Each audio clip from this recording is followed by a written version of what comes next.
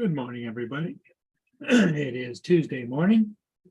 Still waiting for, she was gonna join me. The, it's, like I say, we're here. Don't know how long we're gonna be here, because usually Tuesdays, first of the week, sometimes pick up, sometimes they don't. AZ, good morning. Ed Hassick. I'm solo right now. They're doing construction in the street right out in front of my house. I'm watching it over here in this camera. Let me see if I can't share that.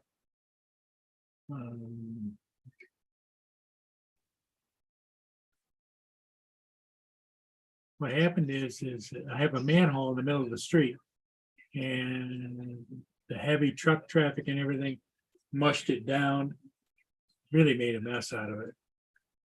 And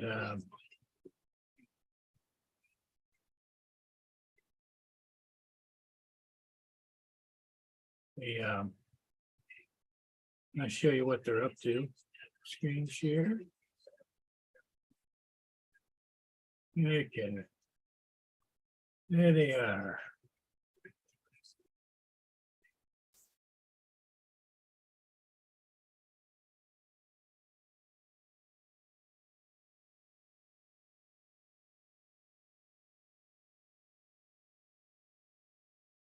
They tore out the whole bunch of the scrap that was broken.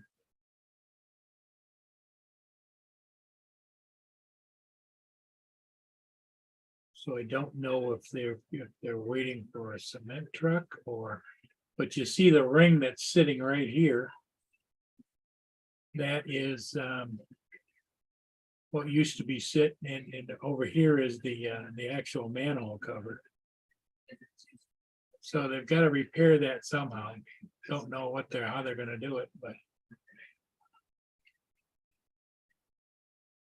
that's why they're paid the big bucks.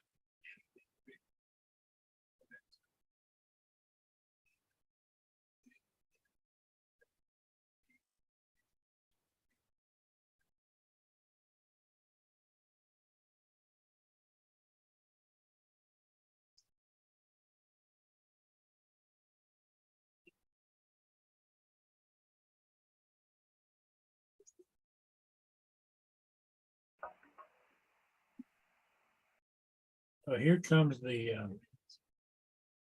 I think they're going to go down in that manhole, which is in the sewer. Maybe gonna clean it out, don't know. So I'll continue to watch it. Report back if anything interesting happens.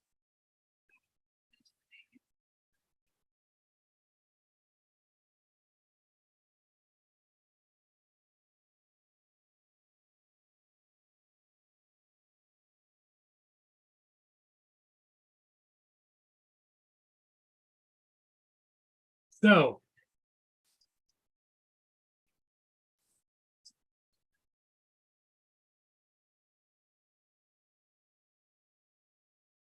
Ooh.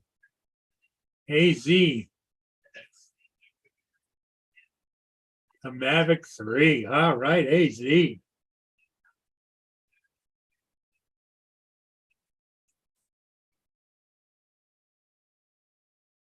I know that's not like you. Well, it is.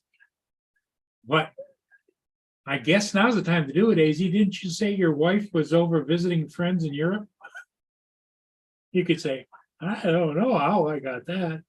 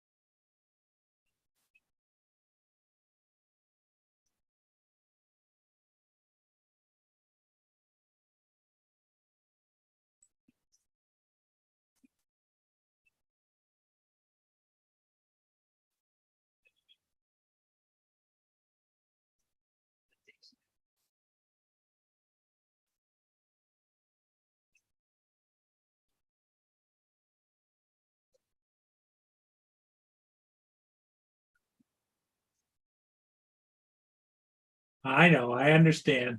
But I also, having been married 3 times, I understand sometimes how you gotta manipulate things. That's all I'm saying.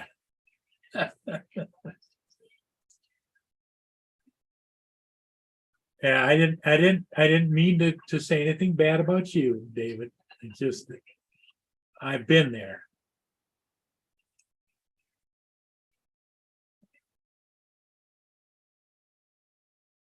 And I think there's an underground conspiracy the women, the wives have against the men is they let you think that you're in charge, but they think they're really in charge. So it's kind of, you know,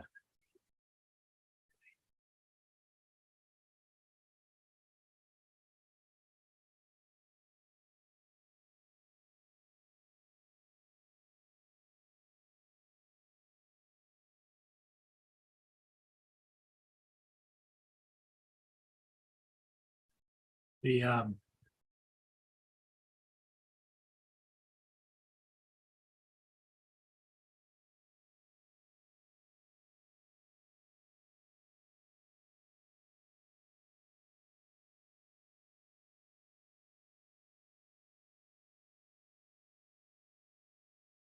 yeah, I don't know where Paul Hodges is this morning.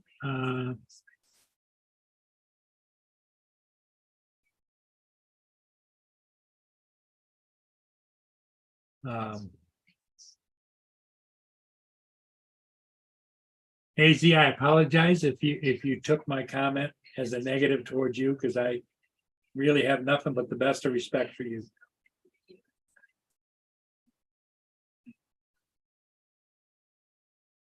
I don't know where Paul is. I sent him, and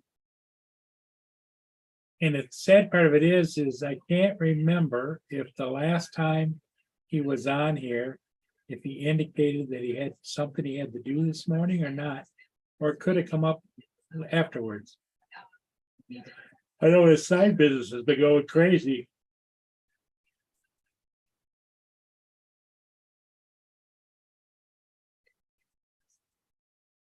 He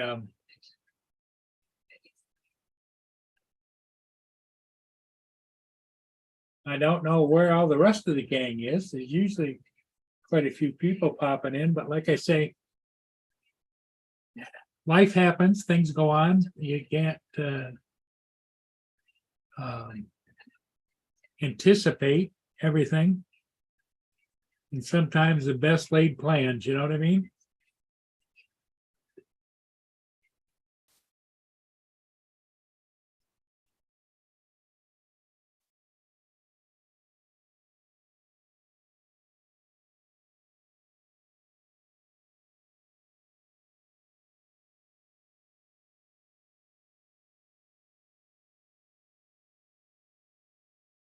Hey, Dustin, how you doing? Welcome, welcome. Yeah, we're just kind of sitting here, chit chatting. No Justin. No, we've got Dustin here. No Paul Hodges. No Little Lama Laura. Dave Ennis hasn't checked in yet, so don't know.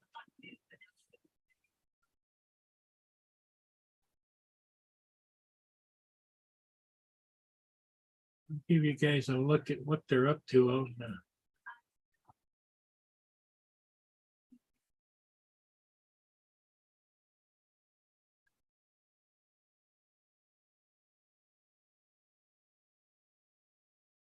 yeah, my front tore up pretty good.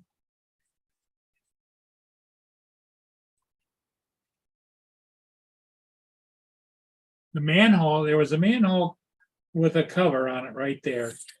And around the edge, heavy truck traffic because they got the main thoroughfare, which is away from here. North-south US M25, which is a major thoroughfare for people going up the shore and up the lake and up the houses. They've got that torn up as they're resurfacing that. And that's going to go on all the way through the fall. So in the meantime, a lot of the truck traffic and everything has been going up my street. and it just tore that up to the point where the one side was sinking, there was cracks, there was cement cracking, and so they came out, and so they're gonna try and fix it. I don't know how they're gonna fix it. Looks to me like they're gonna have to pour some cement to me. But then again, what do I know?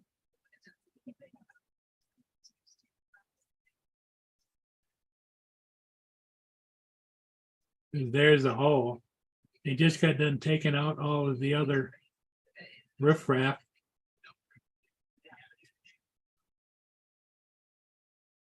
And the manhole cover and its insert is sitting over here on the lawn.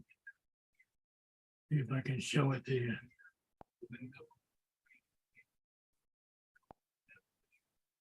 Yeah. So here's the insert sitting here. And then the manhole cover sitting over here.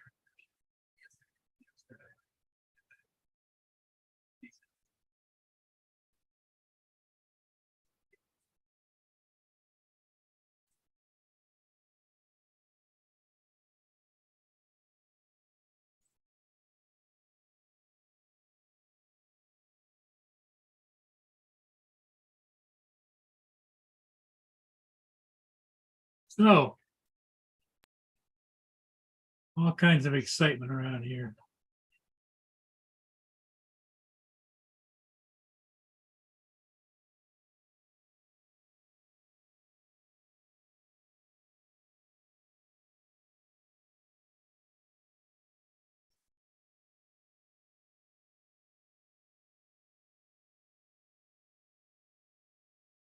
Well, the thing of it is, AZ, unless you have a specific, I'm like you, I used to always buy everything. But ever since I got the Air 2S with the 1-inch sensor, with the Hasselblad camera, and I don't do a lot of editing, it does everything I need it to do. And then I bought the as you well know, you've got one too, the Autel Nano Plus, which I get my night shots with. The only thing I wish the Nano Plus had a little bit more power to handle the winds on the river, because there's times when I just can't, even in ludicrous mode, it doesn't have the steam to go around if I'm going into the wind. So that's pretty much where I'm at. But you got to do what you, if you think you want to play with it.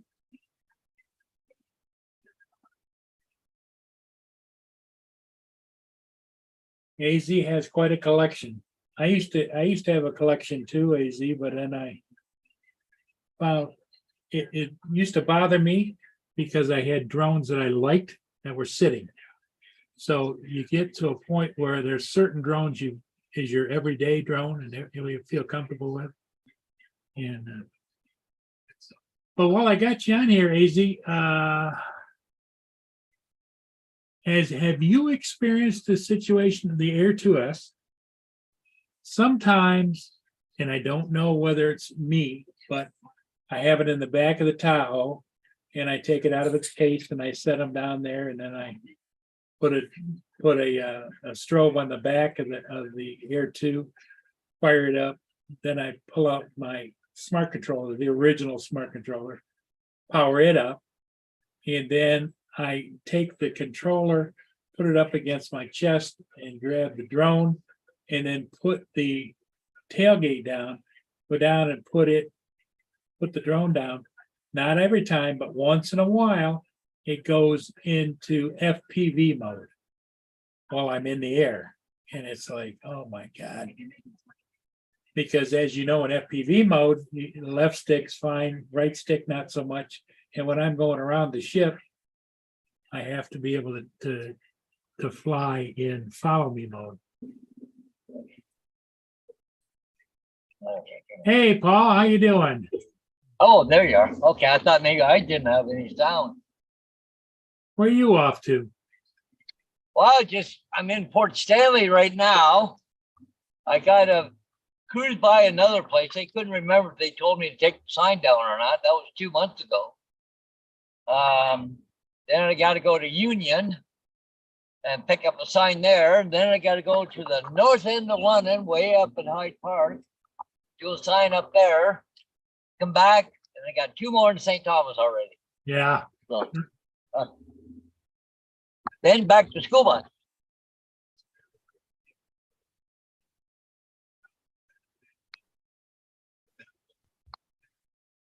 I was just funny. I was just at this, I put a sign up here in Port Stanley. Uh-huh. And I said, no, you should get Dallas to do aerial photographs with a drone. And she said, oh, you already did. I went, oh, Wow. but see what he done, he's got a photographer that does the inside, outside of the house. They got a drone now. So now, you know. Oh, well. So I guess might lose out on some jobs because of that, because, you know, the house photographers now are got their own drones. They're getting their own drones. Yeah. Hey, Justin, how are you doing? I'm doing good. You don't sound very excited. Now I'm out trying to get all this shit done. Just punching in address. Ed Hassick says, hello, Paul Hodges. Hey, Edward, how's it going, bud? And Dustin says, hi, Paul H. Yep. Hey, guys, sorry I don't have the chat up. I don't know who's there, not there, or whatever. And Ed Hassick says, Hodges is a busy beaver. All the time, right? Fun never stops lately. Yep. Well, it's the springtime, right? So. AZ is in the chat, and he's trying to decide whether he wants to spend the $4,400 and get the new Mavic 3, the upgraded one, the one that just came out. Yeah. Because he already has a Mavic 3. But. Yeah, well, I don't know. Each to his own, I guess. I don't know. Actually, let me turn the sideways here. That's better. Well, I knew AZ has just about every drone known to man. In fact, he went in here and he told me what he had. The only thing he doesn't have is the big ones. Is what? He doesn't have like the Matrices and Inspires. Yeah. Those are the only ones he doesn't collect. He has the Mavic 3 Cine already. Yeah, well, I wouldn't even bother to tell you then. You know, yeah, what do you get a gain from it, right? Really? His biggest thing is he's just a collector. That's it. Yeah. Well, he put it this way. He says, "Yeah, Paul, don't forget I am a drone junkie." But he has stopped buying because of remote ID. Don't like to be limited. Are you kidding me?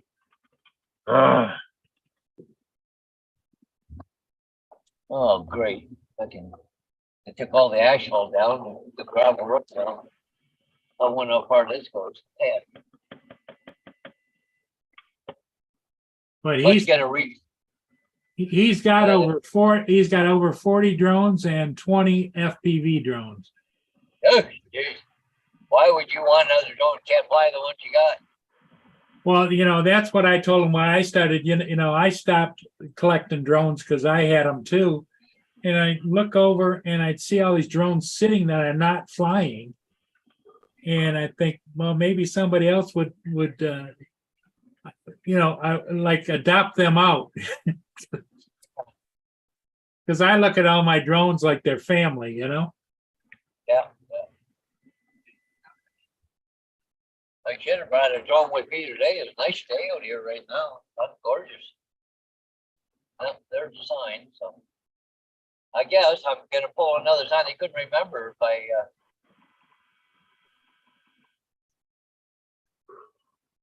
Well, I guess you'll know when you get there if the sign's still there or not, right? still here. I'm here now, so. Sold Did the you- place a couple of months ago. Did you call them to find out? No, hey,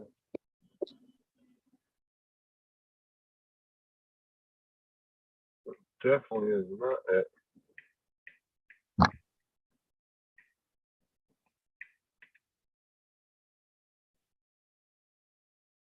So Justin, where are you in Florida now, today?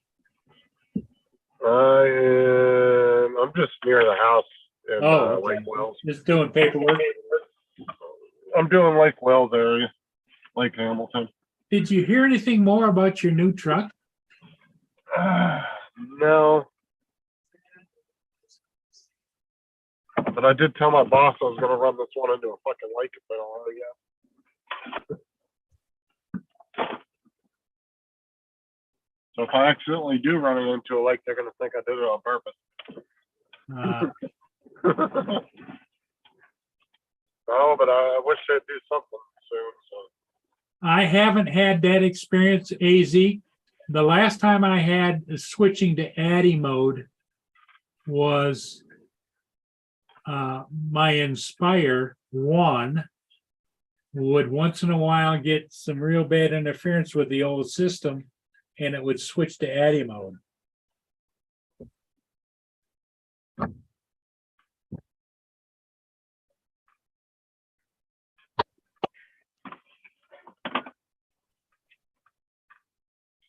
okay, I'm back. Another one down. And with the Air 2S, I haven't had any of that type of thing when it switches to Addy. I've never had my. When it switches to FPV mode, as you know, AZ, all of a sudden the camera's doing that wonky FPV stuff, and it doesn't fly the same. All it does is lock the camera in place. Well, not only that, because back when they first came out and they introduced FPV mode in the DJI, I think it was the Mavic 1 or Mavic 2. I went out and did a test flight, and it didn't fly the same. You had to go right to go left and left to right in order to get it to, do its thing. And I decided right there, hell no. Well, it would bank a lot harder too, though. But that was Yes. the whole point. It was supposed to feel like FPV, even though it wasn't legit FPV. Right. Right. And here I am trying to fly level and slow, But now that the Air 2S, I've had it happen a couple of times, switch into follow me mode, because after I get done, I come back and hover and I go back into the settings. Because when you're doing a follow me somebody, you're following a ship or whatever, you can't be switching over to the settings and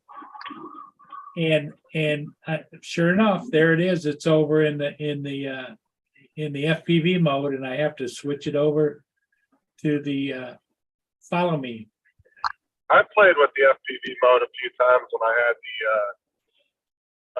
Air 2 and the Mini 2. I wasn't a big fan of it. Yeah, well, because the aircraft aren't designed to be FPV, Well, it just didn't feel like it felt like it was trying to be something it wasn't. Yep, exactly. And you didn't really get a true FPV feeling from it. Could you get a few cool little shots here and there? Yeah, but it wasn't any good to do a whole video like that. Well, I could see somebody might want to play with that when they're just not doing anything particular. But in my case, when I'm following ships and they're doing 7 to 10 knots and the current's doing 7 to 8 knots, I got to stay on it pretty much, Right.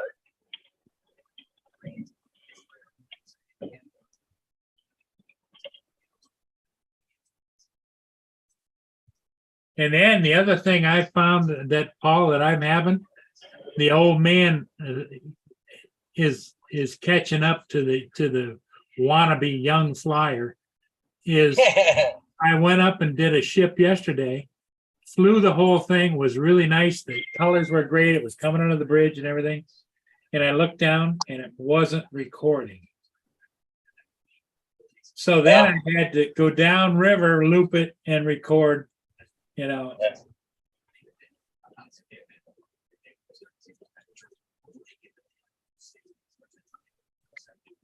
But I got it, but it wasn't the same, you know. That I cannot understand. There's a woman jogging going the other way. She's tall and skinny. Why are you jogging? Holy crap, man. Oh, I don't know. I see them all the time down here by the water. You know, they all want to look like those models on television, you know?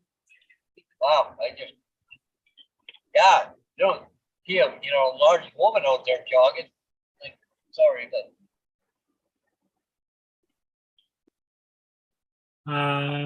Firmware version. Firmware version on the drone or on the smart both control? of them.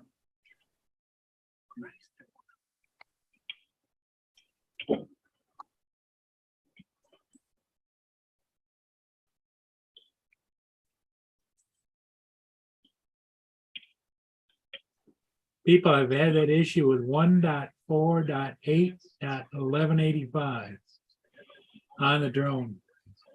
Hang on a minute, and I'll tell you. Let me pull it out here and take a look and see what it is.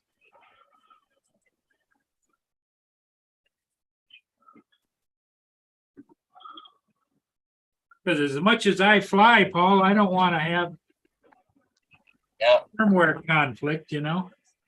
yeah.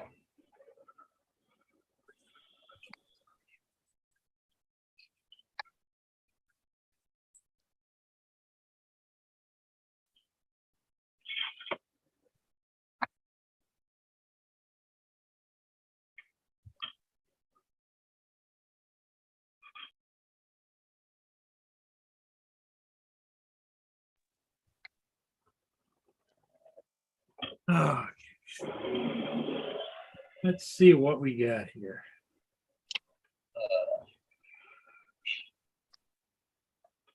Go around here. Anyhow, What's up, Edward, David, whoever else is in the chat? Hey, it's firing up. yeah.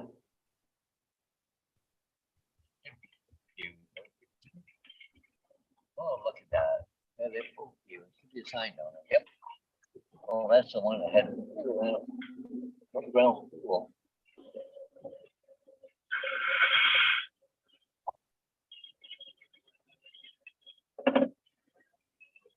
Takes a Another long. one, but so right, that one didn't take long stuff. Ranch style house, right? And then ground floor. Okay, so it should be able to find out that information going up here and tap the three dots, I think. Okay, it'll be a couple minutes. I gotta pull another post here. Gentlemen. Aircraft firmware is 02.04.2500. Our C firmware is 01.01.0064.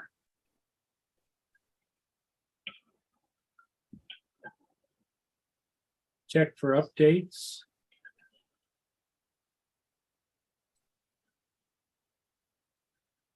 Says it's up to date. New firmware available. Update. Should I do that? I guess.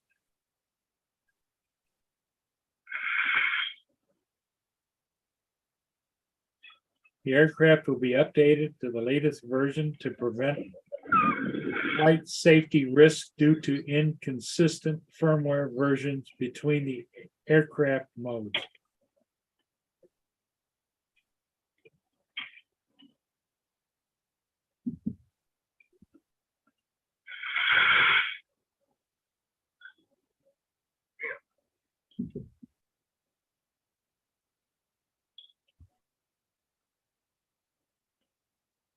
And see down at the bottom, it says select FPV mode to fly in first person view. I don't want to do that. Well, that'd be if you were using goggles too. Like if you wanted to get a pair of those little cheapy goggles and slide your cell phone in or something.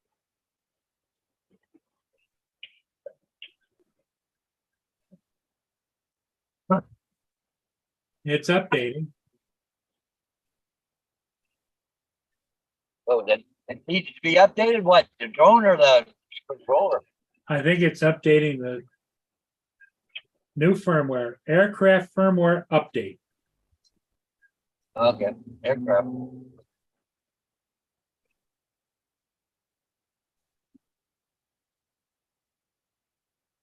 Just remember, Paul, a lot of times after updates, it'll default it back to wherever it was when it was new, right?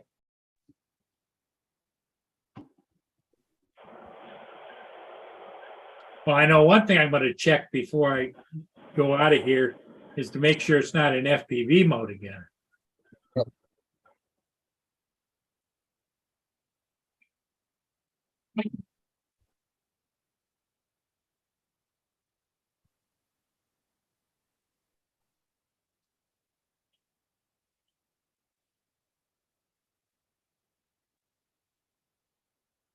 But yeah, I guess head to London now, north end of London.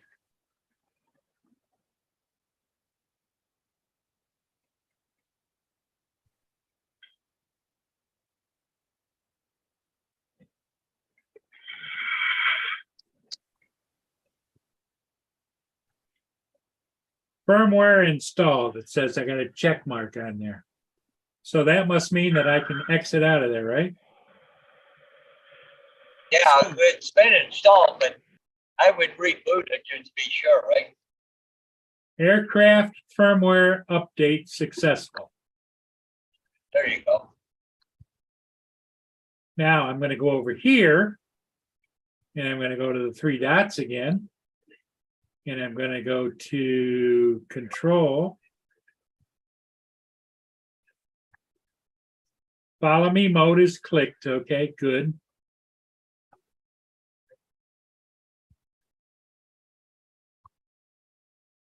Cameras FPV, MP4, color is normal, not D-Log. And coding format is H2.6.4. Video subtitles. Peaking level is off. Yep. SD card. I gotta go through town. Okay, I think it's updated, AZ.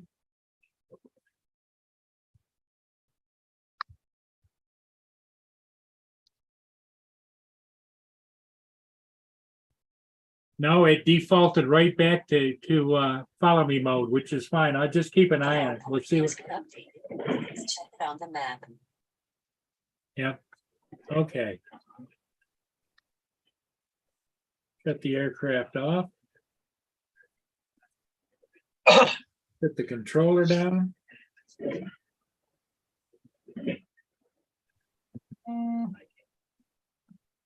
Well, I didn't check and see which it's at now. Hang on, let me check.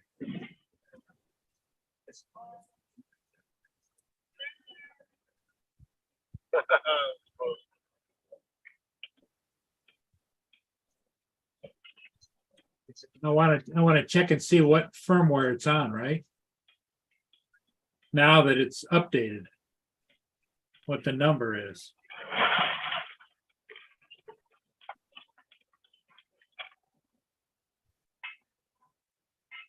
Tough getting old, you just can't remember anything.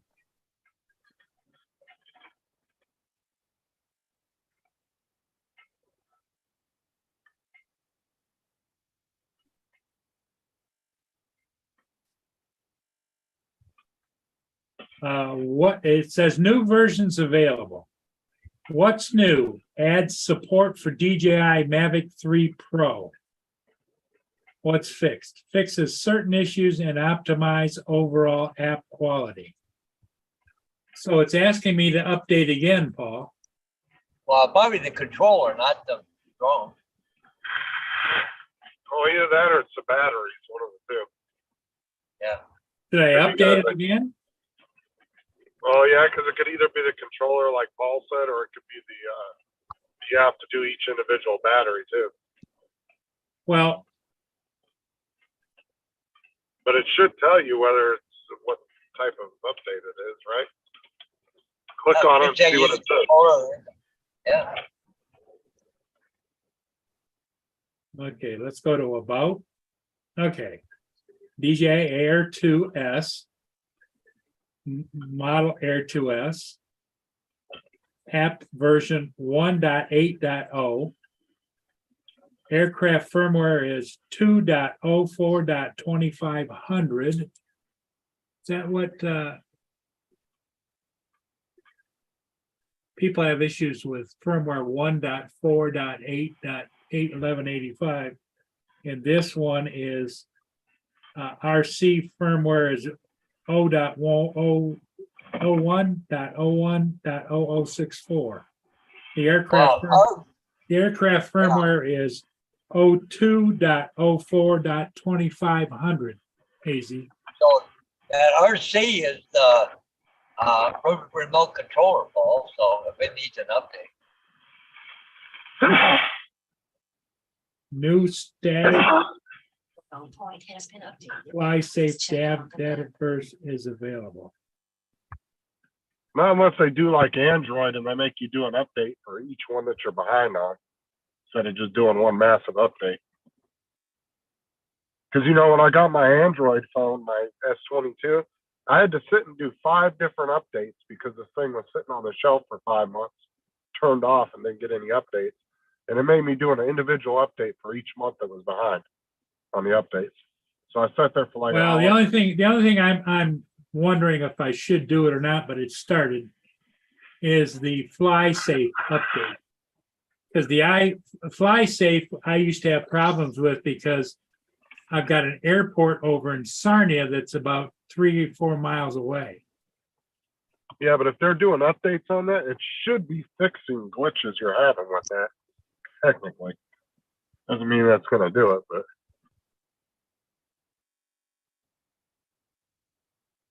There's a lot of people that just say don't do any updates, but And well, I mean, there's always a chance that an update could be bad.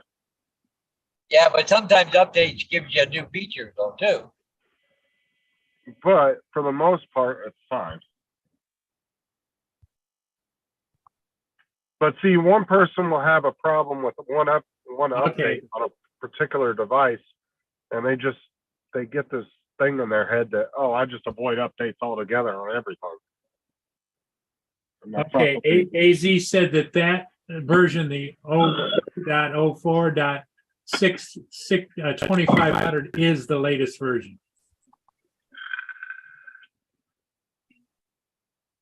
So AZ, do I need to do that on here now? Because I don't think it updated the batteries. Well, he said make sure you change the batteries one by one and update. So you need to do each battery. Okay, so I turn this battery off, right? Wait till the update's finished, he said. Yeah, it's finished. I'm at go Okay. full. All right, then switch each battery out and do it again.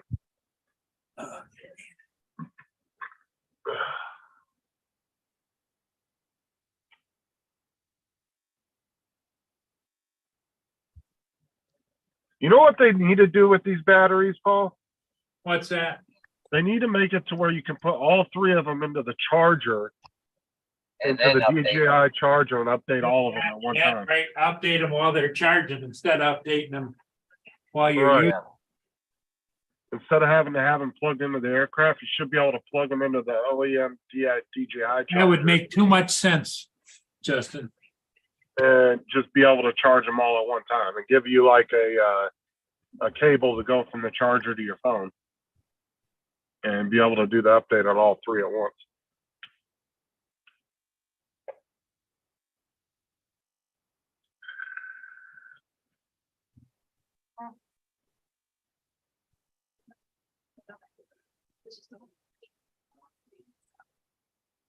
Fly safe data is is successful.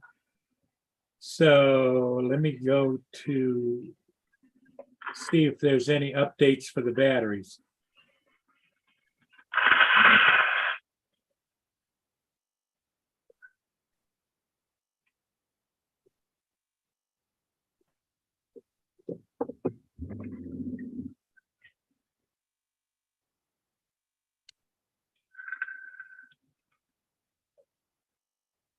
Kind of makes you wonder what they're actually updating in the fucking battery instead of the battery. Yeah, makes you You think wonder, they- doesn't it? Yeah, it's like you know, you'd have all, I guess, readjusting voltages for new features, maybe. That's the only thing I Maybe. can think of. Maybe readjusting the output or something for new features.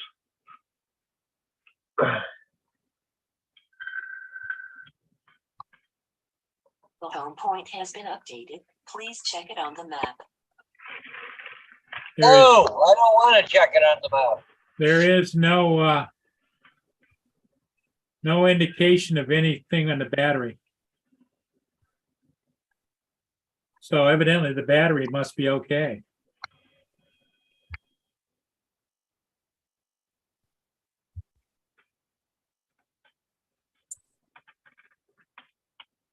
Ugh.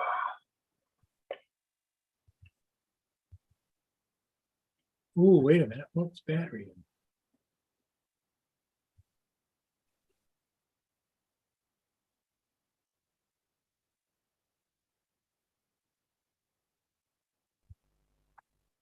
But you better have to sit there and do it and get out in the middle.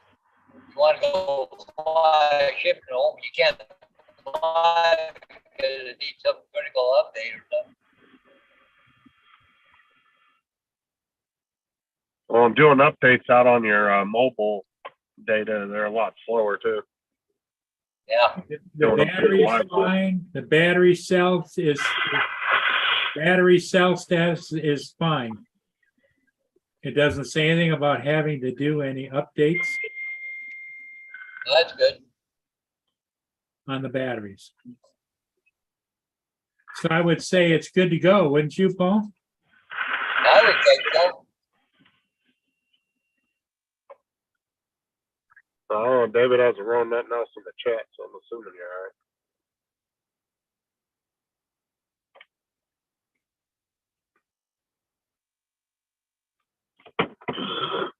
Okay. So it appears to me, I'm not as smart as David, but it appears to me, David, that everything is okay. Well, try putting another battery in real quick and just. See I if it did, does. and no indication. Okay. Because I rotate my batteries and I fly them enough so that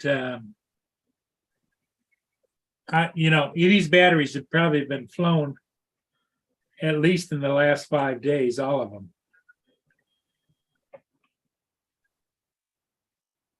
He said just check them all to be on the safe side. You think so?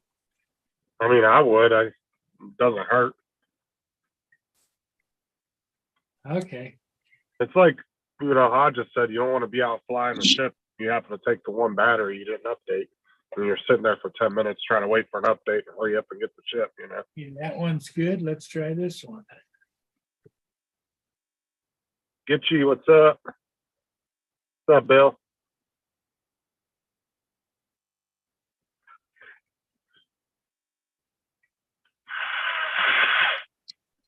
It's Yumi. Bill Newfound. Yeah, David's kind of helping me with my Air 2S. Because David, if you have any questions about drones, he's the man. I see Dre did a video earlier, released a video earlier this morning where he was flying a commercial job where they were going to have tear down a shopping center, I think.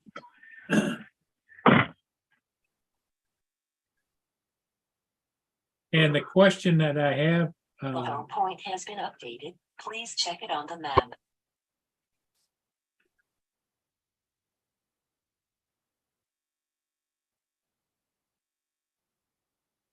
compass normal, IMU normal.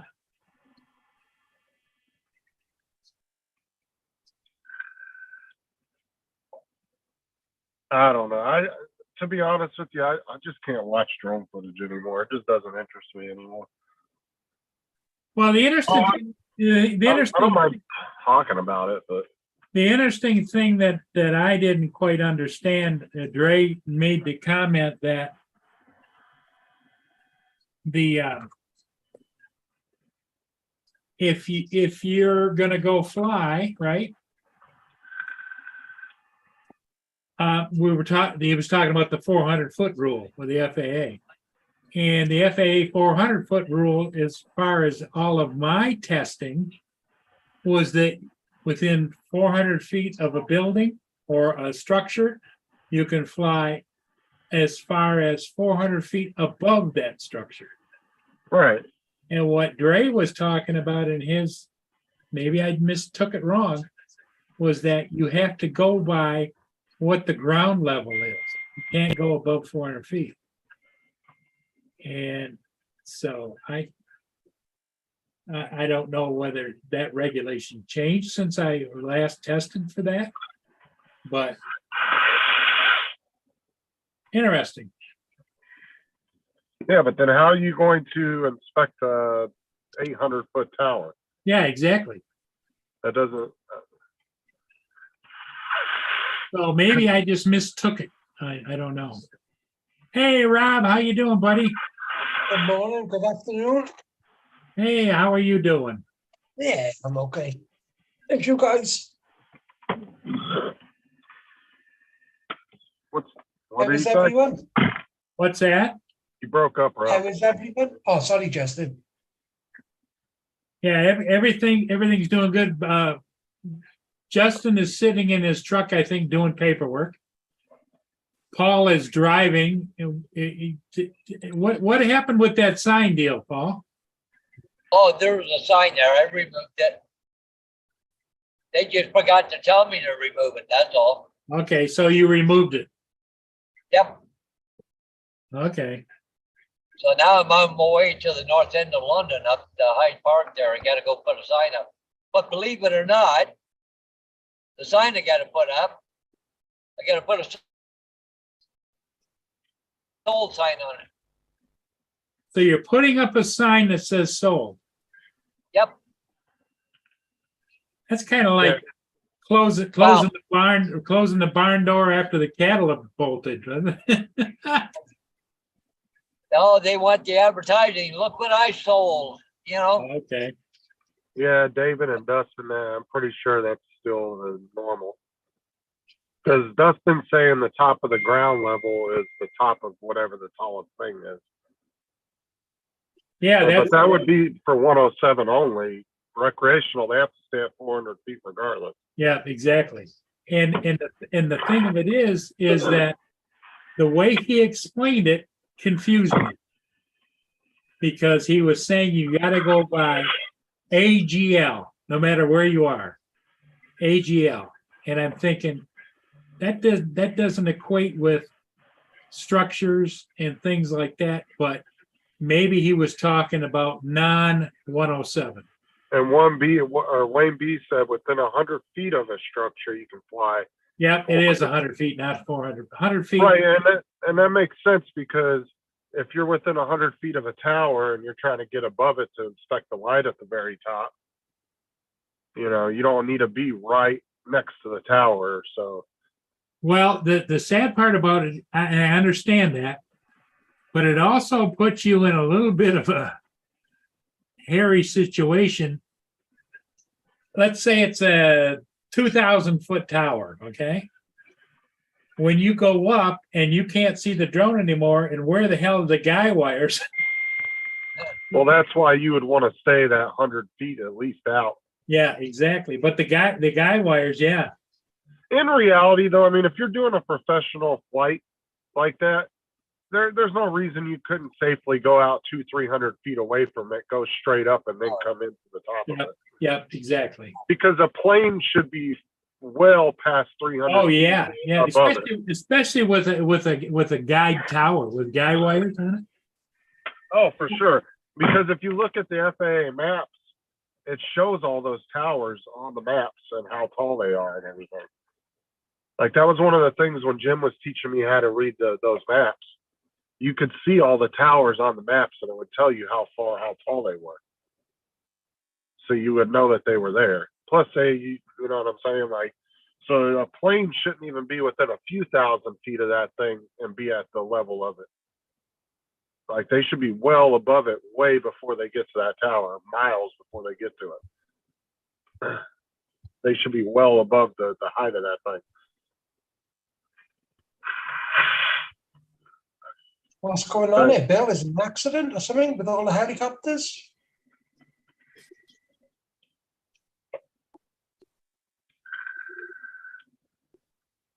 It could be police helicopters too, Rob. Just Newfound said he wanted to fly with his, a helicopter. I thought he said helicopters. It could be a police helicopter, medical helicopter, ain't no telling. Could be just a private one buzzing around.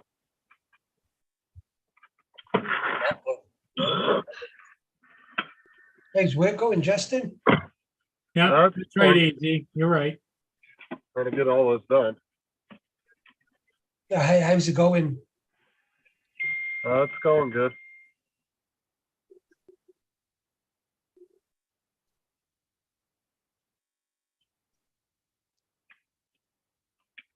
Well, you know, the other thing that I went down to film a construction site. They were doing one of the first roundabouts in Port Huron, and it was out coming off the expressway to a roundabout. And the other side of the expressway, about a mile or so, was the St. Clair County Airport. And so I couldn't take off, and it wouldn't let me take off unless I checked in. But there was 100-foot trees all around where I was going to fly. And so I'm thinking, you know, in this world, why aren't they putting that into consideration for flight levels? Yeah, but they're not doing site locations, Paul. They're sitting at a computer in Washington, D.C., making those decisions. It's not somebody local doing it. All they see is, you know, airport, okay, can't fly there, you know? Yeah, I realize that, but I also think the technology could mesh together aerial photography. Yeah. Well, in St. Thomas, they got one runway, 33 and no, what the heck? I forget. Anyways, that runway hasn't been used in what, 3 years, 4 years now. They got to shut down because it's in such poor shape. They're not using it, but they're still got bow ties on it where you can't fly off the end of it, right? You know? So Bill's bamboo printer, I guess he had to sell it because it needed a battery, and it was $450 for a battery. Oh, Yeah. I thought drum batteries were expensive. Oh. Yeah. Why wouldn't they make it a plug-in instead of a battery operated thing? Yeah, swap it out or something, you know? Or be able, like you say, plug it in the wall. What do you need a battery for? Yeah. Oh, I see another sign. I'm just going through the lab. I see one of my other signs there, sold.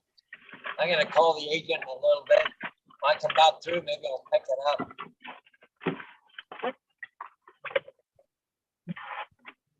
Well, one of the biggest things they need to do with that the geofencing is they need to really refine it, because there's there's like a old airport that was around my old house that didn't even exist anymore, but yet it still was showing on the map. And I've heard so many other people have that same problem. Yeah. Where they knew that airport didn't exist anymore, but yet it was still shown as an active airport, and would cause them problems trying to take off, and they'd have to request permission and all that other crap. Oh yeah, yeah. It's almost like the FAA doesn't have an accurate list of all the active and non-active airports anymore. Because Well, obviously DJI is getting that list from them. They'd have to. Well, and the thing around here, I think it's every 6 months or 9 months, before Transport Canada updates any month, maps. Like it's not done, every week or once a month or anything like that, right? Well, it's something that they should update every year at least. They should really dig into it and figure out whether the airport's still there or not. But you gotta remember too, in the United States alone, I want to say there's like fucking what, 13 or 20,000 airports or something nationwide. Like it's a crazy ass amount. Yeah, If you add all the little tiny airports and all the personal people's airports, like people that have their own runways, because those are considered an airport, even though it's just, somebody has a runway strip on a big piece of property somewhere. on a farm, yeah. Yeah. I mean, it's like, I bet you their list is way off. If you've got like a master list, I bet you could go through it and find all kinds of shit that's not there no more, that they just never bothered to update. No. But that goes back to, the FAA just doesn't have the money or manpower to do basic shit like that. Yeah, it's probably not a priority for them either, right? So, That's what I'm saying. It's not. We'll see how this remote ID plays out, because if it works out the way they want it to, I just see more restrictions kind of being piled on top of it later on. Yeah. If it doesn't work out the way they want, then it's liable to be more relaxed again. I don't know. We'll have to wait and see. They might get more relaxed on the rules if it doesn't work out, or if they can't enforce it. If they have issues enforcing it. yeah. Guess what? Construction season started. Damn it.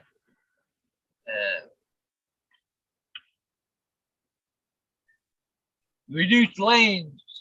Want to turn left here. But if it does work out, I'll tell you what, places like Canada, the UK, all them places are going to end up getting the same system. Watch. Oh yeah, for sure. They're waiting. They're just sitting back waiting to see how the US makes out with it, right? Exactly. Let them do the initial beta testing on it, and then they'll just end up doing the same thing. Are you beta testing on us? I guarantee you that's what the FAA is doing for the rest of the world right now. They're beta testing it. The minute it works out, if it works out the way they want it to, and it's showing positive results in their eyes, oh yeah, you're going to see a lot of the European countries, Australia, places like that are going to start picking it up. You'll have Canada, Australia, a lot of the European countries over in the NATO area. Oh yeah, I guarantee they'll start doing the same thing. Well, I see something this morning. I think it was Geek Bana said some update down in the States, right? So, because if you look at the general set of rules around the world, it's easier for all the countries to be on the same page that all have these weird ass separate rules, right? Because you have international flights going in and out of all types of countries every day. And it's easier for them to have one general set of rules for all the countries, and everybody kind of follow an accepted set of rules, than it is for everybody to have their own set that are wildly different, and the thing is, I don't understand. If you hold a drone license and go to a different country, why? A lot of people won't let you fly, right? That's bullshit. If you're licensed already in a different country, Well, this is, and Bill asked a good question. Why don't cars have remote ID? This is the question. Why do they allow vehicles in the United States to do 100, 150, 200 miles an hour if you got the horsepower behind it, but yet the highest speed limit in the United States is 85 miles an hour? Yeah. That's the same everywhere in the world, though, isn't it? Near Right, enough. exactly. It's like, why do they allow these cars to go so fast if the speed limit's not even close to the top speed? You know, why do they allow cars to have 700-800 horsepower? They don't really Yeah. need it. Not to say I'd want to see stuff like that get banned, but it's weird how they're so restrictive on one type of thing, but then another thing will be pretty much the same general sense, but then they don't do Yeah. nothing about that. It's like the Tesla, you- isn't it? You know, they make the Tesla go to 60 in 2 seconds. Well, the thing is, and it's not like restricting stuff like that on vehicles is violating anybody's right, because if you actually look at it, driving is considered a privilege, not a right in the United States. Same It's here. not- It's not a right to be able to drive, it's a privilege. Like, you have to go out and get your license, all that. Is the inside of your vehicle still private property? If the cops want to search it, yes. But past that, I mean, you don't really have any rights when it comes to driving.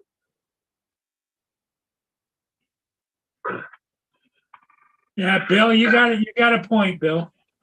And then, you know, and Bill's point also goes along with, why is some of these flying machines that you can jump on and fly around on aren't regulated at all, but yet they're regulating a drone that's the size of a freaking clipboard. But yet Yeah. you can get on one of those paramotors and fly 6,000-7,000 feet in the air all over the place, and you don't even have to have a license, and there's no restrictions or anything. Yep. Yeah, it don't make sense. It doesn't make any sense.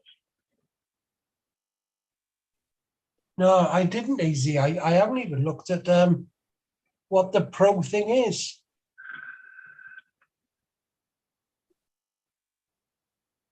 AZ's been struggling, Rob, AZ's been struggling earlier this morning about whether to buy the new Mavic 3. Pro, isn't it? Yeah. What sort of prices are there? I think he put in the chat $4,400. And what's different with that then compared to the others? Yeah, because he already has the Mavic 3, Classic or Cine? the Cine. That's $4,000, wasn't it? Yeah. 4 or 5? Yeah. The Cine over here, I think, did you say $4,000? Yeah. Yeah, 4 or 5. No, wasn't it was around 6,000. AZ said almost hit the buy after adding up the 4,400 in my cart. Wow. Well, the thing is, though, is David doesn't really need to buy he doesn't really need a Flymore kit. He could technically just buy the drone, because he has batteries for his other Mavic 3. He has the controller. I mean, unless you just want the whole setup, you don't really need it. That's like AZ said in the chat, starting at 2,200. Right, and Yeah. that's like, if you have the Air 2, there's no reason to go out and buy an Air 2S Flymore. Just buy the drone by itself. It's working with the Because- goggles. No, I'm talking about the Air 2 and the Air 2S, right? If you already own the Air 2 Flymore kit, it's Yeah, because kind it of takes the same batteries and everything. Yeah. right. So just buy the drone by itself, and unless you want the RC controller, just buy the drone by itself, and you already have everything else you need for it. Oh, I think he already has the RC controller. See, that's a great thing that it works with the goggles, but then you got the thing Oh. of visual line of sight, haven't you? Yeah, You need Yeah, something else the there. new Mavic 3 works with goggles. Yeah, but then you've got to have a separate person there Yep, for visual line of sight. exactly. So you've got it in one breath, but breaking the load in the next. So let me ask you something, David. Can you go out and buy just the drone yet, or do they not offer that? Well, see, that might be a problem. They may not offer it, right? Yeah, because I all bet- he'd need to do would be buy the replacement drone. Bingo. Yeah. He wouldn't need a controller or anything. Okay, so they don't sell just the drone by itself yet. Yeah. But I guarantee in about 3 months they'll start selling them. But you wouldn't need to buy it with the remote, would you, AZ? couldn't you've got plenty of remotes to handle that. Oh, no. Because the remote has to be able to connect to the goggles. Okay. Well, and two, he can't buy just the drone right now anyway.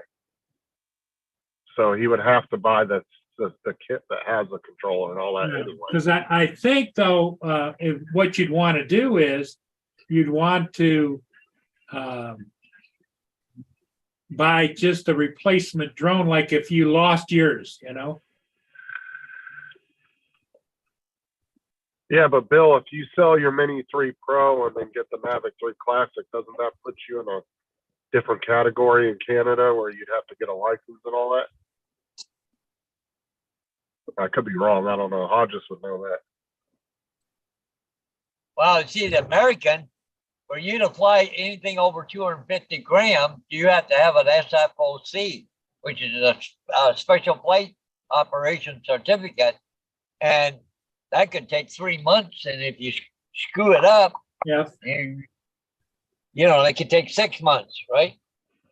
And Yeah. what's the weather, Yeah, over here, the only thing 250 does for you at the moment is you don't have to register it, and you don't have to do the remote ID. But Yeah. I have a feeling that if this remote ID works out for them, they will switch that weight limit. I guarantee you they're going to. They're going to take it down to like 100 grams, something stupid, to where you won't be able to fly nothing bigger than a Tiny Hawk without a damn remote ID. No bigger than a feather. Well, they'll make it so small, Rob, that you won't be able to make a functional GPS drone that could actually go that far, because it will be so small that the little bit of a breeze will just take that drone. Exactly. It will be gone. You won't be able to make a powerful enough drone with enough technology in it to be able to really do anything. It's going to be like the size of a fucking Tello. And we all know Tellos can fly pretty decently, but if you take it outside and there's just a little 2 mile an hour breeze, Yeah. dude, that Tello's going to be gone. It's just going to fly the hell off. It's going to go shoo. Unless you cut the motors and just drop it out of the sky. It's going to, the littlest breeze at 1 mile an hour will be gone. You won't be able to build a functional drone to be able to fly any distance. So that's what I'm saying. They'll end up taking that weight limit down, I guarantee you. And then I think it's going to get to the point where the recreational thing isn't going to be a thing anymore. You'll have to have a 107 to fly, period. Yeah. Well, that's why I've always said, if you're thinking about you want a 107, get it now. Because before they add additional restrictions on a 107 pilot. And then I think it will get to the point to where when you go to buy a drone, you're going to have to prove that you have that stuff before they'll let you purchase it. Yeah. I think you'll see DJI sales go way, way down if they get to that point. Because your average person that used to go to the store and just randomly buy a Mini 2 or a drone, they're not going to want to go to Walmart and buy a drone now, because they're not going to want to. There's going to be a lot of people who are going to automatically get turned off from doing that. They'll be like, "Nah, I don't feel like going and getting a license and everything," and then they'll just walk away, and they'll never think about it again. But like I said, if this works out, if this remote ID works out, and they're satisfied with it and they like the way it's working, I guarantee you they're going to add more regulations to it. The hope is if it doesn't work out and it's a complete disaster, hopefully if it goes that way, they'll actually go in reverse and start relaxing on more regulations because they realize they can't do nothing about it. That would be the hope for most people.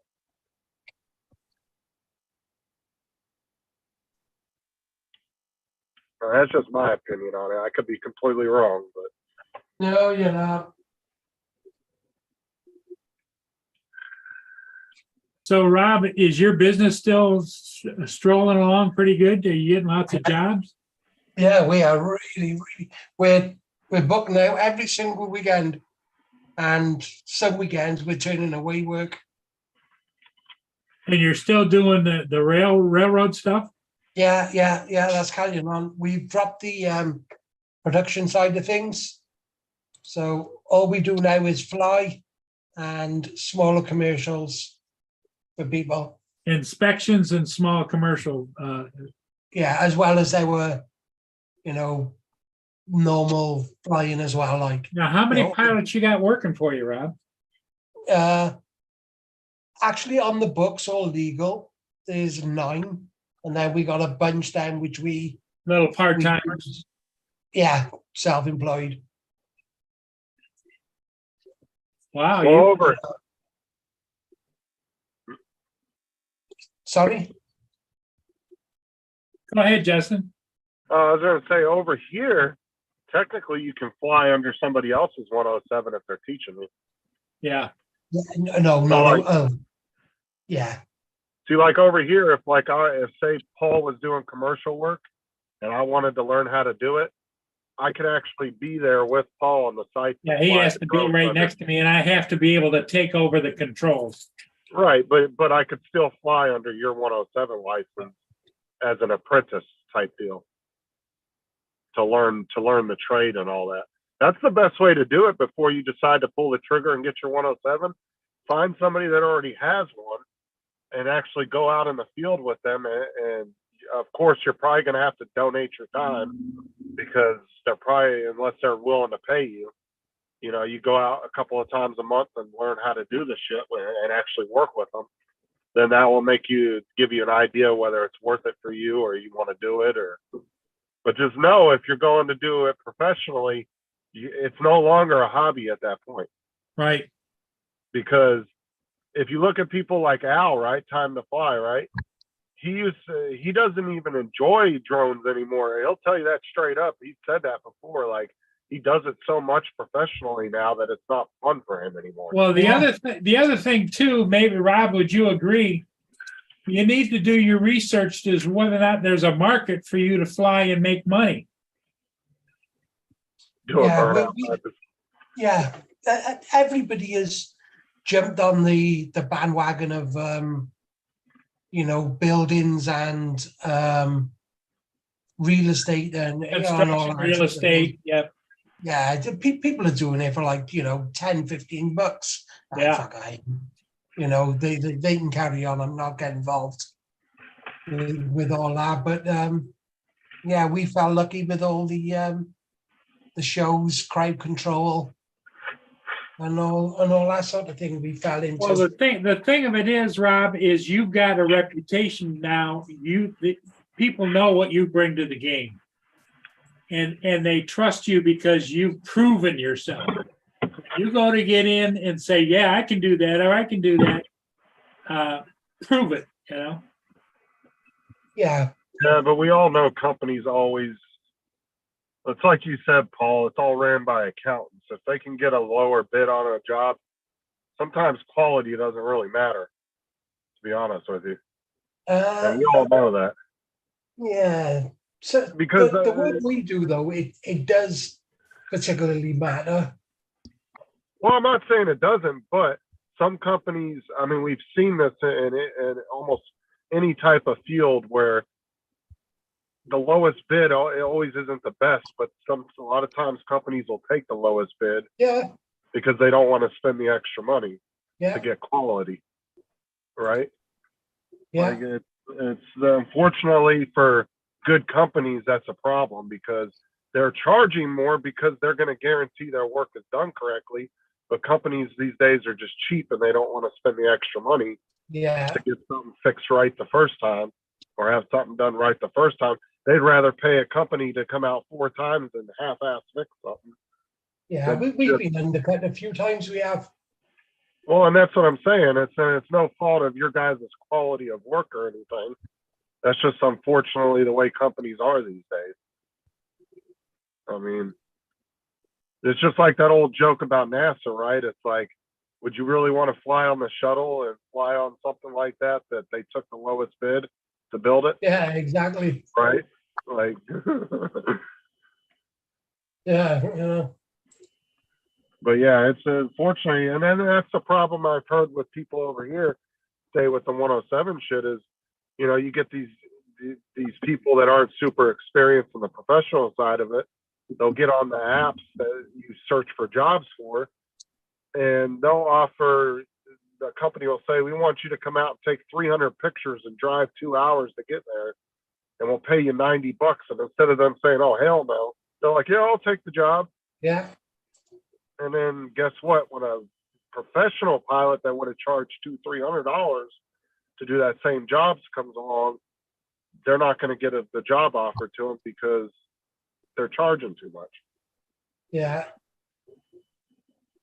And that's another, I mean, I've heard that's an issue over, that we've had problems with that over here.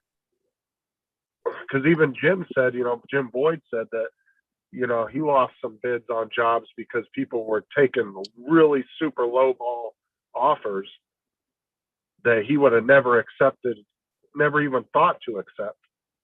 But you had some young kid that came in and bought a drone and was like, yeah, I'll do it for a third of the price. And fortunately, he didn't get the job, you know? Yeah, I actually had a company on the weekend, even though it was a social thing, I was still getting paid for doing it. And a company which come in, was trying to undercut me, wanted to fly in the same area I was to show the people who I was flying for what they're capable of doing. Oh, yeah. Do you know what I mean? But I put an instant Little, ultimate. I did. You know, I just said if they come here and put their drone up, all mine are coming down for the whole fucking weekend. You know, I don't know them. I don't trust them. You know, you got too much money invested. Yeah. You know, I got like a £3,000 or £4,000 drone in the air. What happens if they turn up with a map? You know, a Mini One. You know, £100 crash into mine. No. Well, that's the thing too, is you get people starting businesses that don't really understand business, and they don't understand overhead costs and what they should actually be charging to do stuff. And they just take whatever fucking they just throw out any offer they feel like. Yeah. Yeah, it's you know, because if some young kid decided tomorrow to come in, like, to go to the realtors where Hodges is working and say, oh, I'll do it for a third of the price, not understanding that he's probably not going to make that much money, or he's probably going to be breaking even, you think the realtors are going to give a crap? They're going to be like, oh, hell no. They're going to be like, okay. You know what I'm saying? Like, that's just the way companies are.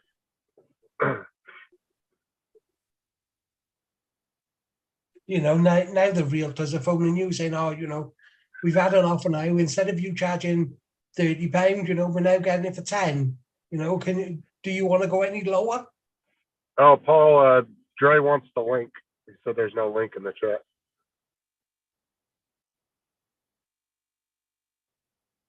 Hold on. Let me see if I can. I got it just in.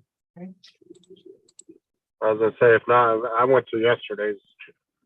Yeah, just links in the chat, Dre.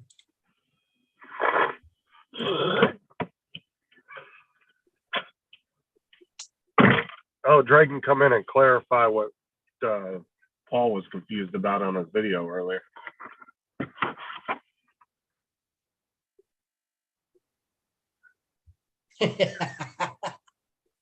Good, Dre. Now there's no Pauls in the chat. Both of them are gone.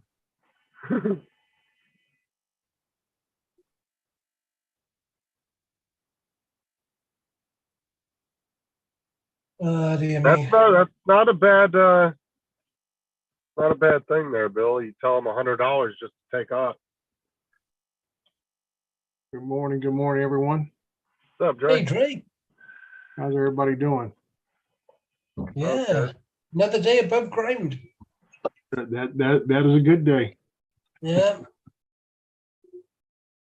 So what's the chat about? Upstarts or what? Oh, we were just talking about how people come in and just undercut, and companies always, you know, a lot of companies these days will just take the lowest bid regardless of quality sometimes. Yeah, well, that's what you call in America capitalism, and it's every business, not just drone business. A lot of people who are getting into something come in and they lowball a lot of stuff initially, and then they find out they start creeping their prices up as they understand the fact of cost of overhead, things like insurance, maintenance, all this kind of stuff come into play. But like you say, to get your foot in the door, it is not unusual for a company to come in and lowball or offer some free service that everybody else is charging for initially. You know, I mean, you look at Amazon, same Lose thing. money to Start make off money. offering a lot of stuff, and they, crushed a few competitors, and now Amazon is charging for things that it used to charge for. Yeah, And lose. it's a little bit different with the drone thing because the people who are coming in are not flying with the right rules, regulations,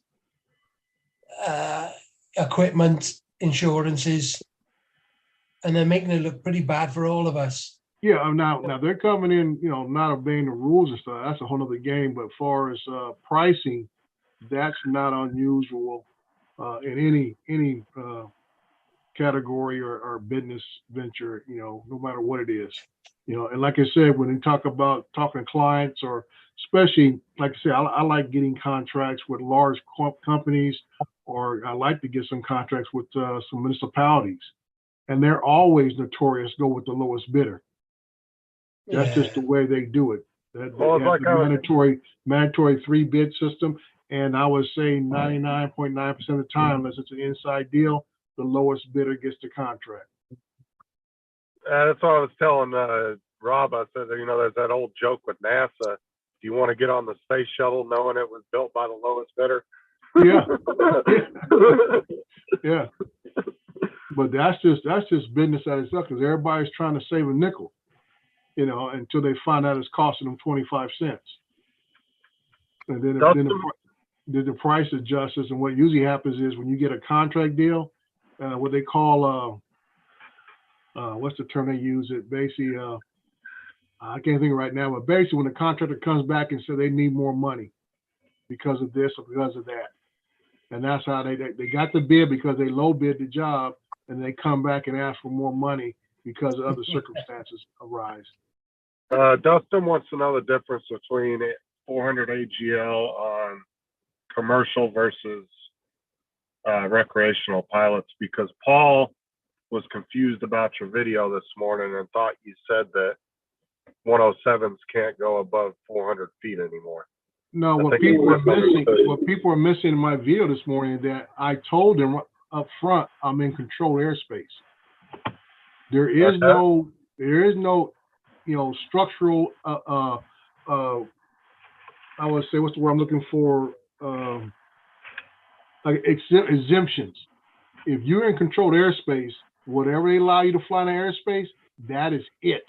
Okay, see, that's where Paul was confused. He misunderstood. He even said, "I think I misunderstood his video." Yeah, and that's why I said in my video that even though I'm flying from a parking structure, which is about, I use the term 50 feet up, I know I can't go no more than 350 feet off that parking structure because I have to maintain 400-foot ceiling.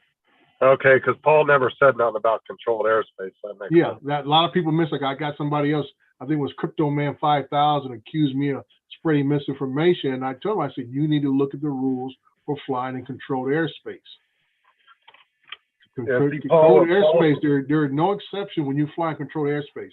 No matter if you get near a structure, 400 feet within a structure, you cannot fly 400 feet above it in controlled airspace. He accused you of misinformation? Yeah. And and dude, I'm thinking to myself, I said, what did I say wrong? So I'm going back reviewing it. I even sent a message to the guys at Pilot Institute and said, hold on here, maybe I got something wrong. I'm double checking myself, and I'm like, and we had a little chit chat back and forth. And I said, well, I'm in controlled airspace. They said there is no exemptions in controlled airspace. Well, Dre, I misunderstood you, Dre, and I apologize. No, Paul, you weren't the only one. Like I said, Crypto Man 5000. Maybe you need to make a follow-up video. Spreading misinformation, and what the part is, I didn't emphasize controlled airspace enough. Yeah, exactly. I didn't realize you were talking controlled airspace. Because out here in the sticks, there ain't a lot of controlled airspace out there. Yeah, well, it's a lot of where I'm at. Like I say, I would say almost 85-90% of my city is controlled airspace. Oh, yeah. That's why I said in the video, I said one, I'm in controlled airspace. Two, I said about the difference of how I had to fly. Right. And I said I have a COA, so I'm allowed to launch. You know, no problem with that. I don't have to get LANC approval. I already have the authorization from DGI through the FAA to launch anywhere in my city, right a block away from the airport or 3 miles away from the airport. No problems, launch it off. But I have to maintain what it says in my COA, which is not to exceed 400 feet AGL from the ground, not Right. from an elevated position off a parking structure or anything else. I have to stay there. And Now, that's what I was using Ray, that do you have basic heavy, map. heavy helicopter traffic there? Yeah, well, the sheriff's helicopter flies all the time because Yeah. it supports about 5 different cities. So that's my biggest thing I worry about is where the sheriff helicopter is coming and going. The aircraft that come in, they have their designated flight path. They come in for their approach and their takeoffs and stuff. Yeah. That's not a problem. And like I said, the other day I was out by a job right there. I was about a block off the airport, construction site. I think the one I said about, I think I posted a short video about being a construction drone pilot. And I posted it up, airline coming right above me, right on top of me. And I'm flying about maybe, I got up no more than about 80 feet. But this jet plane come right above me, you know? So like I say, you just got to realize where you're at when you have authorization like I do and be mindful. I'm right in the flight path. Now, I for got- Flight path, For Well, those flight paths people, are always- for those people, Dre, that don't have the credentials you have, if they go to apply for a one-time use, one-time flight, will they be instructed then that they can or cannot fly? Yes, do the authorization. They go through the LANC process. LANC, yeah. They'll tell you, they'll say, yeah, you got approval up to whatever they approve you for. If it's 100 feet, 200 feet, or 400 feet. Right, and the circle that goes out, it gets higher. Your Right. height. Well, From the and farther you sometimes get that's where it from the gets kind of messed up because where you're initially going to take off from, that's going to be your height for whatever range you're in. So if you're taking off from ground zero, you're not going anywhere. Well, like I say, if they do approve you, they might say, well, we'll let you fly, but no more than 100 feet. Okay. Okay. But the problem is if you go out, even your circle is even bigger, where the next grid says you can fly 200 feet, you're still going to be stuck at that 100 feet level because that's what you applied for. Right, That's what- your that's what the home authorization- point, wherever Go your ahead, home Justin. point is. I was Yeah. gonna say where, yeah. Yeah, so That makes that's the only crutch of that is that wherever your home point is where they're going to give you authorization, and that covers the whole area that you want to fly in. Well, flight paths are pretty, I mean, those are always gonna be the same pretty much at an airport. But like you said, a helicopter, man, that's unpredictable. They can come out of nowhere, any Right. direction. Yeah, I see helicopters in the smaller planes for private pilots. Like I said, another job in the city of Rialto, which is just to the west of where I live in San Bernardino. It's another large housing development, and it's a small private airport. And I'm seeing all these guys. I was out there, Friday, and I gotta be mindful. All these little small planes that are doing little practice runs, you know, coming out, taking off, doing a quick circle, and going back to the airport for their testing or whatever training they're doing and stuff. And these guys get kind of low, and I'm not thinking they're very mindful of airspace regulations and stuff. So I'm concerned about them. You know. Oh, for sure. Visual asking, I always want to ask you, what if there's a TFR and you have a job? How would you? I have a TFR. You're not getting off the ground. You know, like say when dignitaries come in, presidential people or whatever else, something like wildfires here in California, if they put a TFR in place, you're not even going to be able to launch. If you do launch, your drone may come down. They go into auto landing real quick. So there is no workaround. You just got to tell the client, hey, there's a temporary flight restriction, and we have to schedule this for another time. Because usually in the NOTAMs, they'll tell you the date it started and the date they anticipated ending. as far as TFRs. Now, I know Alltel doesn't have geofencing in, but will they stop a TFR? I haven't talked to anybody who has an Alltel that's encountered a TFR, but it should be the same for all drones for respecting a TFR. If not, like I say again, it's up to you as a pilot to be aware of them. So that means if you have an Alltel or something else that does not have the geofencing, it's even more your responsibility to check before you go out and fly. Because Well, I'm just curious there's no whether the excuse. drone. Well, I'm just curious whether Alltel will stop you in a TFR. Yeah, or I if haven't they'll talked to just let anybody you who's fly. had one that's had an issue flying in those aircraft. I mean, like, you know, I think it was about a year ago, maybe 2 years ago, private pilot took off from airport in outside the north end of LA County, Vine Naz area. And I guess there was a TFR in place. And the guy, you know, I don't know if he checked with the tower or whatever. He got in his little plane, little Cessna, took off. He's flying around. All of a sudden, a couple of military jets got on each side of his wing, told him to bring it down. And Bring the it guy, down and the or guy we had will. to admit to say, "Hey, it was my fault. I forgot to check." You know, and you know, that's what I say. You can cause an incident like that, and like I say, they're gonna ask you, "Did you check this? Did you notify everybody this kind of stuff?" And the guy said, "I forgot to check with the tower about NOTAMs and TFR and whatever else." He got in his plane, took off, and next thing you know, he had a pair of military escorts bring them back. Well, I guess it's really not going to matter once remote ID pops in, because then they'll know if that Alltel's in the wrong area Right. anyway. And that's what I'm saying. With remote ID, it is going to add another level of accountability. And I think that's what most people are a little upset about, is the accountability side of it. Everybody wants to say, I want to go fly when I want to fly and how I want to fly, because they don't want no accountability. Do you And think I that just- do you think the DJI drones are in any fear of being completely banned, even on a consumer level at this point? It seems like whole China and US thing's getting worse by the day. I mean, right now today, Justin, I would say no, because they are so ingrained in not just consumer level, but even in the government level. I mean, just about every government agency in the United States, from federal to local, has DJI drones. I thought they banned it on a federal level, or you think they're Well, I still mean, using it? well, they said you can't buy anymore, but they already have existing units. So they get like grandfathered in or something? Oh, I yeah. don't know. I know a lot of them have, you know, put them on the shelf right now until further notice. But like I say, we're talking about money spent, and usually government agencies don't go out and buy mini twos. Okay, you're talking about those guys are buying the M300s and bigger drones that cost, you know, tens of thousands of dollars, and they got a bunch of them sitting on the shelf. Right. So it becomes down to a money factor. And like I said, it comes down to being, what is actually the real threat? Is like I think I was talking to somebody else's show. Is this, I think it was a Old Fart show with Bob Dempsey. I said, is this actually a real threat, or is this political theater? I think it's just political, to be honest Yeah. with you. But Yeah, like I said, and just like I said, your own state, your governor has you know, banned use by everybody, and even the local law enforcement in your whole state was trying to advocate him not to do this.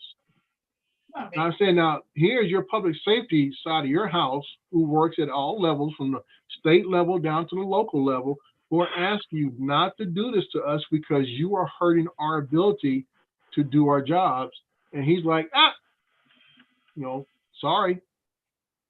Well, You know, a lot of states have done that. I'm looking and I mean, it kind of goes along with the whole TikTok thing as well, like how Montana now has banned it even for, you know, private use. Like even as a citizen, you're not even allowed to use the damn app anymore, in fear of getting fined or jail time now over it. Right. It's So just, yeah, I think it's more political theater. It's until I see some hard data showing that DJI drones are actually doing what these people fear they're doing, because that's all it is just fear talk. I've seen more evidence of how DJI drones are not transmitting information back to China, how their information, that if you do have it connected to a network, that information is stored here in a server in the United States. Well, my whole thing too is like, what are they seeing on these drones, that satellite drone photos shots? that you can't go on Google Earth and already look at? Well, that's my whole thing. I said Google Earth does it, and I said the only difference is that Google Earth pictures are only about what 6 months to maybe a year old. So I'm like, if nothing's changed, you're gonna see the real deal, what's out there.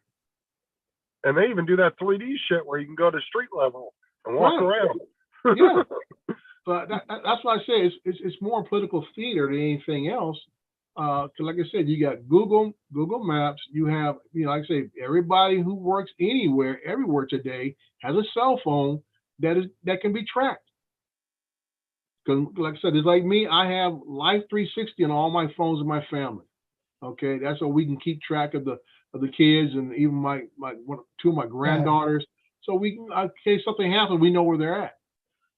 So like I say, if someone got to their phone or my phone, guess what? They know where my whole family's at. Yeah.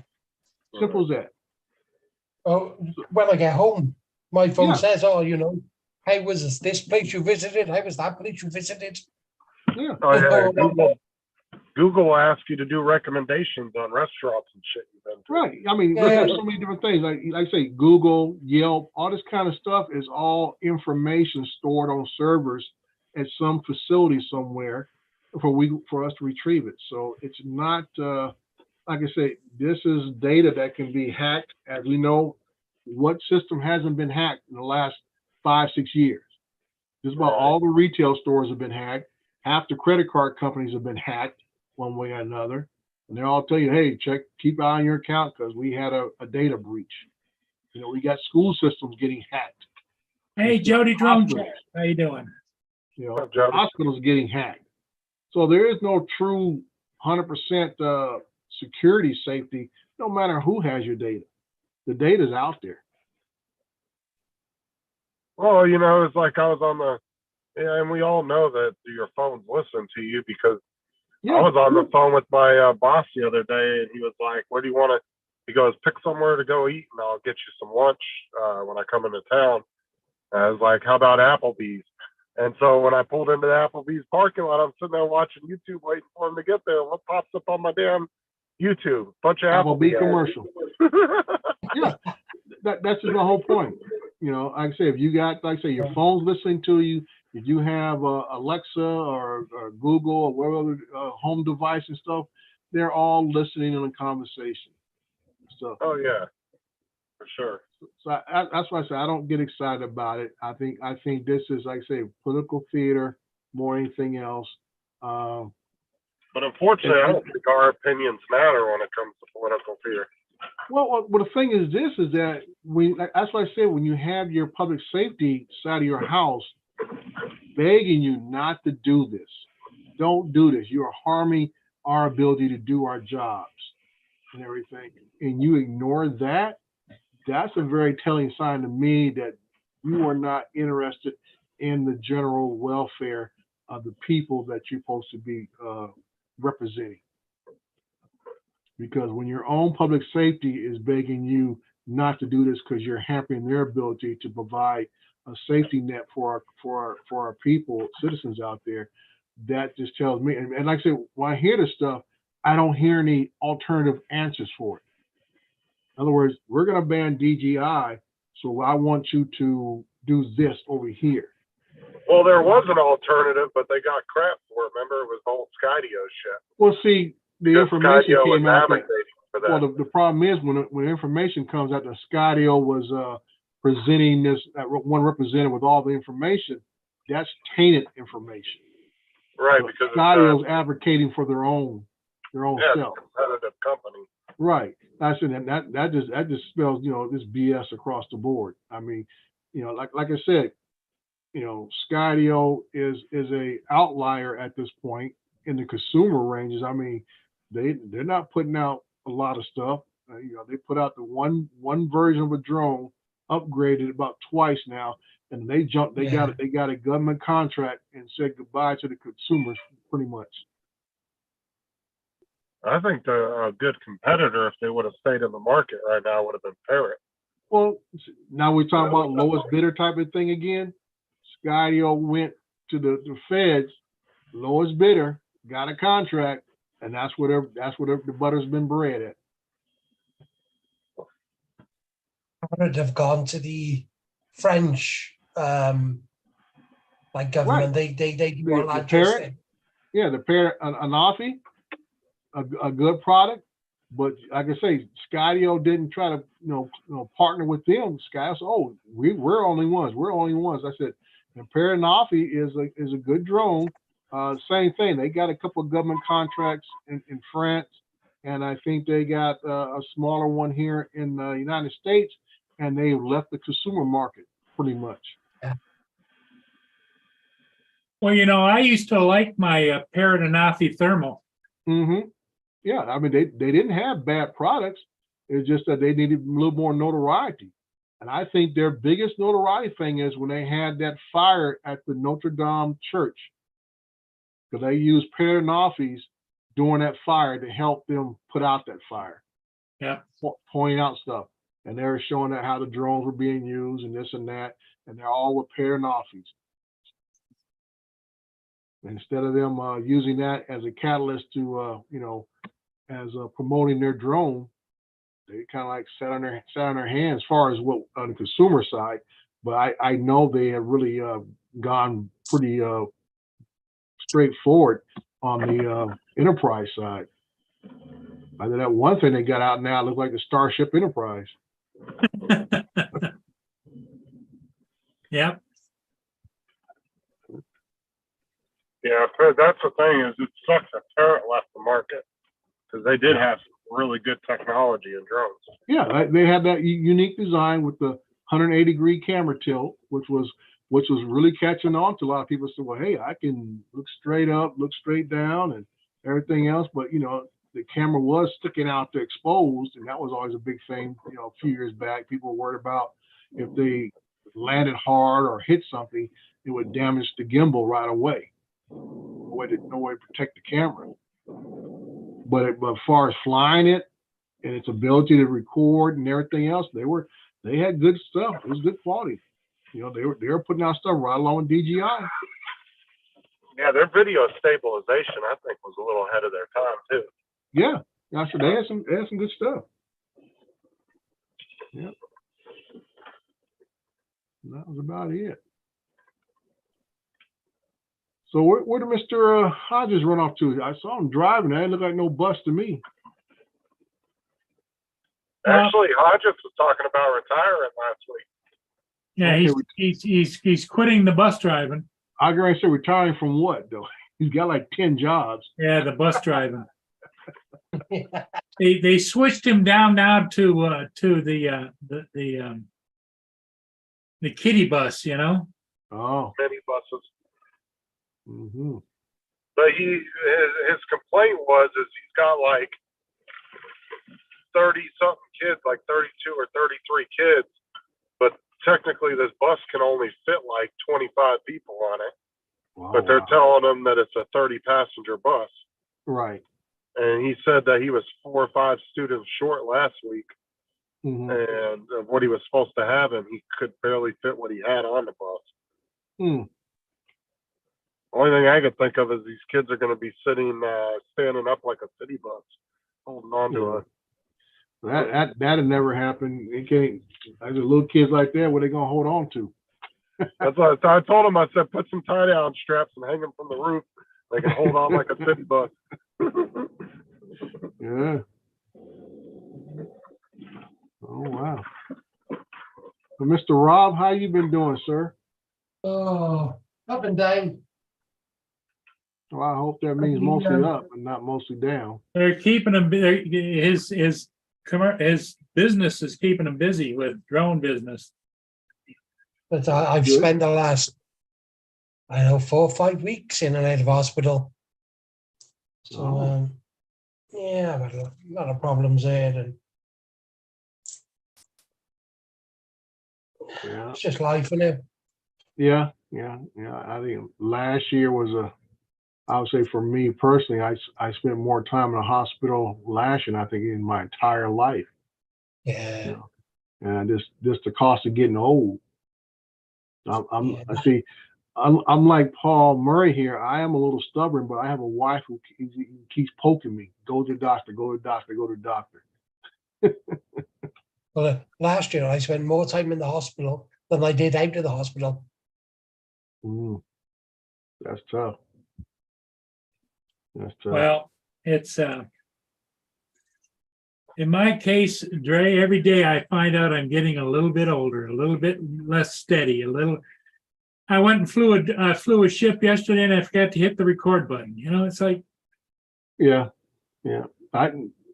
I went back, like I say, you talk about that. I recorded earlier, wanted to go back, get some more shots, and I took the drone off. I'm almost at the point where I'm supposed to be at. I looked down the controller and the big old SD card symbols flashing. didn't put the SD card. Bring it. Actually, I had the SD card stuck in the reader at my computer at my desk. So I said, "Oh, bring it back." You got to keep a couple extra in your wallet, Dre. Well, I always keep a backup in the case, but like I said, I had everything in my office. I just went outside. I wanted to get this last shot because the sun had came out.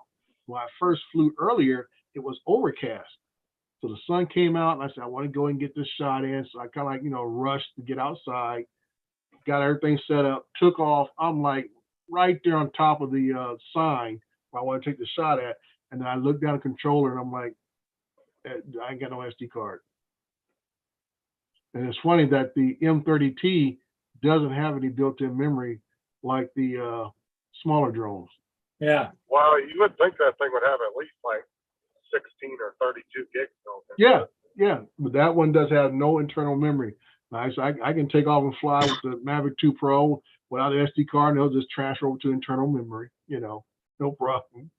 And even the Air 2 had internal memory. Yeah. Even the first original Air had 8 gig of internal memory. So I'm like, you pick and choose. So, and my thing is, it's not so much forgetting it. Now I feel like I wasted battery time. That's the biggest thing. I said, nah, I don't waste it. 10, 20% battery time now. It's kind of funny they put a 1 terabyte hard drive in the Mavic 3, but no memory for a drone that expensive. Yeah. You think, like I said, you think you'd have at least a minimum 16, if not like 64 gigs of internal memory. Yeah. Just for backup. It would be nice. It would be nice and stuff. I mean, worst case scenario, I could have recorded just to the I could have done screen recording, because that's what I did a lot yesterday. Because the video I did, I showed a lot of screen recording, so people could see all the information on the screen about when I zoomed in and everything else and stuff, so they know exactly what was going on. So I apologize for confusing you, Mr. Murray. That's okay. Not emphasizing the controlled airspace aspect of that. Right. But yeah, I got another person called me out on it this morning, and I said, you need to read the rules on flying in controlled airspace. Controlled airspace is the key. Yep. And Yep. I didn't catch that. Yeah, that is it. So that's it. So, all right, gentlemen, I'm gonna go ahead and bounce out. Try to Okay, get something Dre, done I think we've been on long enough. today. So everybody take care. Everybody in the chat, have a good day or afternoon, Okay. wherever you may be at. Okay, Dre. Hey, thanks for popping in. Rob, thanks for coming by. And Justin, you behave yourself. Never. Okay.